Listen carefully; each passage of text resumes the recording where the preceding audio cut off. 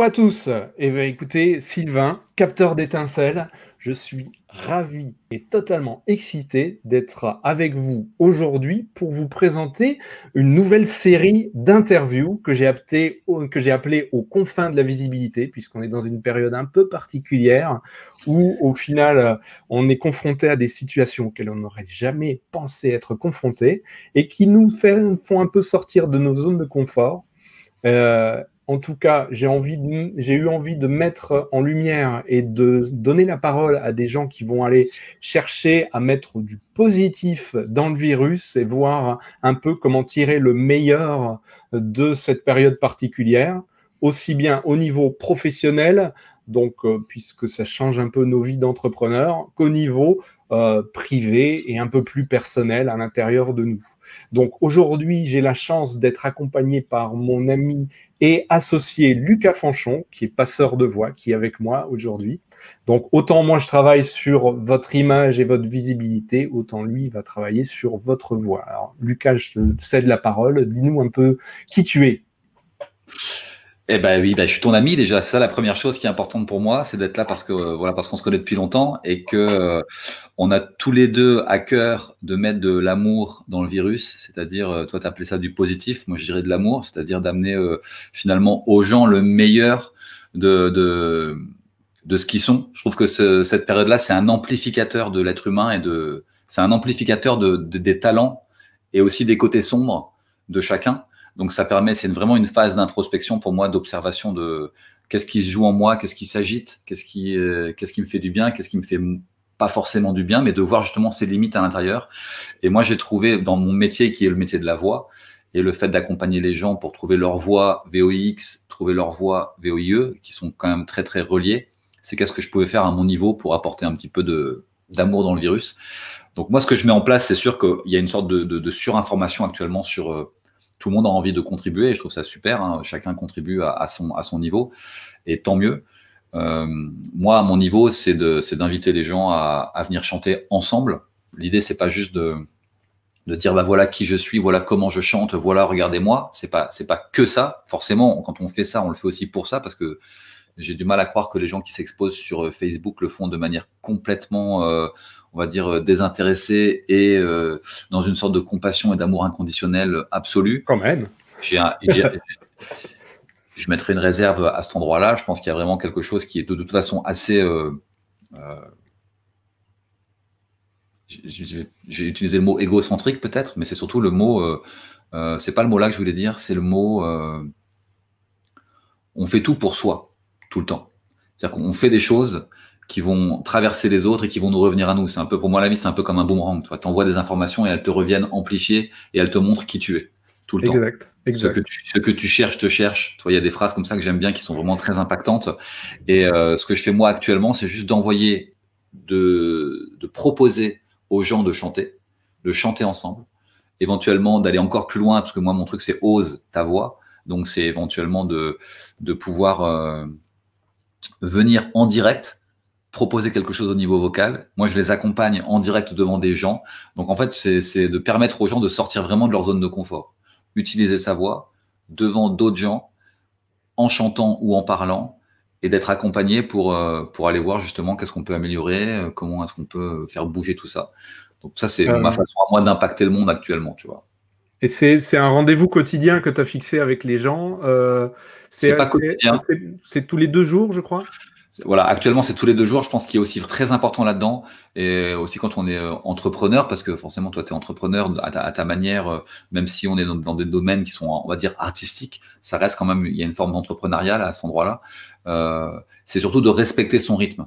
Je sais qu'on a tendance à dire il faut être présent, faut être tous les jours, faut mettre quoi qu'il arrive, mais en fait non, je pense qu'il faut vraiment se respecter, il faut vraiment respecter son rythme. Oui, il faut être présent, mais l'idée c'est aussi d'être présent en étant bien dans cette présence-là. Ouais. Si on s'oblige à faire quelque chose parce que c'est le moment de le faire, parce qu'il faut absolument le faire, parce que les autres le font, parce qu'on est en train de se comparer, parce qu'on a peur d'arriver en retard à je ne sais quel rendez-vous imaginaire ou de perdre nos clients parce que notre concurrent, lui, il en fait plus que nous. Je pense que là, on est dans une course qui n'est pas la bonne course. La bonne course, c'est juste de respecter son rythme, de se calmer, de se ramener à soi, de dire, OK, c'est quoi qui est important pour moi? Ça se trouve, peut-être que ce qui est important pour l'entrepreneur actuellement, c'est de voir sa famille qu'il a finalement délaissée en étant un entrepreneur depuis 3 semaines ou depuis un mois ou depuis plusieurs années. C'est vrai qu'on se Donc, redécouvre à ce niveau-là. Ouais. C'est juste de se rappeler, ok, je suis qui? C'est quoi mon truc? C'est quoi qui me fait kiffer? C'est quoi mes valeurs? Qu'est-ce qui m'anime aujourd'hui? Peut-être faire le point et se dire, finalement, là où je suis, à l'endroit où je suis, en fait, c'est pas ça mon rêve. C'est pas ça que je voulais faire. C'est pas ça que je voulais être comme entrepreneur. C'est pas de cette manière-là que je voulais travailler. Ça peut être tellement de choses. Moi, je crois que c'est la question à se poser. Si je devais retenir une question, c'est ok, est-ce qu'il y a une opportunité aujourd'hui où je vais pouvoir me dire dans quelques temps, si ça s'était pas arrivé, j'aurais jamais fait ça. Si ça s'était pas arrivé, j'aurais jamais découvert ça. Si ça s'était pas arrivé, j'aurais jamais mis en place ça. Et on a un champ, question, quoi, tu vois. On a un champ des possibles qui s'est à la fois rétréci et dans certains niveaux et à la fois élargi dans d'autres.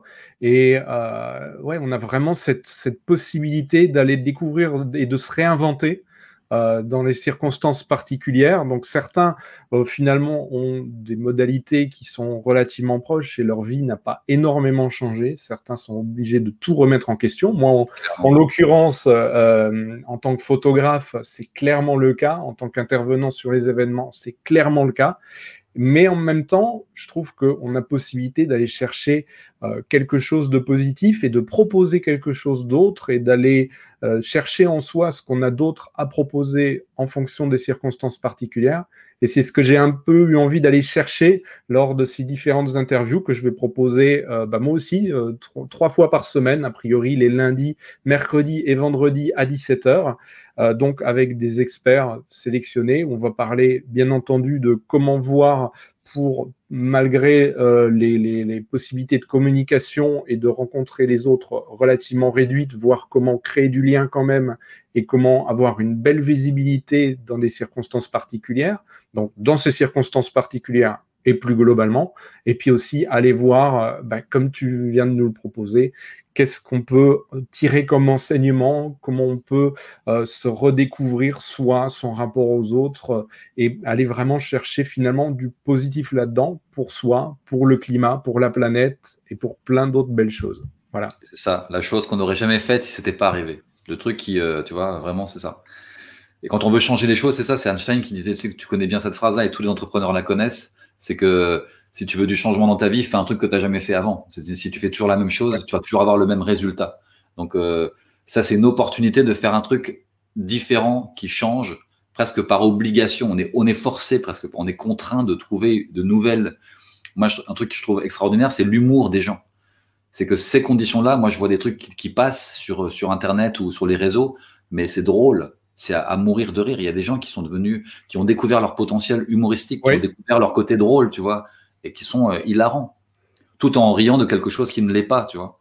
Il y en a qui ont découvert leur côté héros, tu vois, tous les gens qui sont, nous, on est chez nous, on est confinés, il y a des gens qui sont dehors en train de soigner des gens, et magnifique, tu vois, des gens, ils sont là, c'est des vrais héros, voilà, ils ont découvert leur côté héros, et ils seront, on se souviendra d'eux comme tels, tu vois, je trouve ça beau aussi. Ça amplifie, en fait, c'est vraiment ça, c'est un amplificateur de qui on est, cette période-là, un amplificateur de qui on est. Donc, qui avez-vous envie d'être? Et bien voilà, exactement. Et donc, c'est de ce dont on va parler avec les différents experts. Donc, voilà, je voulais faire ce petit test technique avec Lucas pour voir comment ça se passe et essayer de mettre les choses en point pour être prêt pour la première émission qui aura lieu vendredi. Donc, on va voir ensemble avec les différents experts comment tirer du positif de cette période si particulière. Et on se retrouve donc à 17h, les lundis, les mercredis, vendredis, pour les confins de la visibilité. Merci Lucas pour ta présence. Merci. En plus, je sais que tu as des intervenants qui arrivent qui sont top, donc c'est cool. Exact. Il y a déjà le concept visiblement a bien plu et du coup j'ai pu avoir l'accord de quelques beaux participants vraiment et ça va être très très riche. J'ai hâte de vous y retrouver et de les y retrouver. On va échanger, on va proposer plein de choses et puis on va essayer de tirer le meilleur de tout ça. Merci beaucoup et on se retrouve vite pour tirer du positif du virus. À bientôt. Salut mon ami.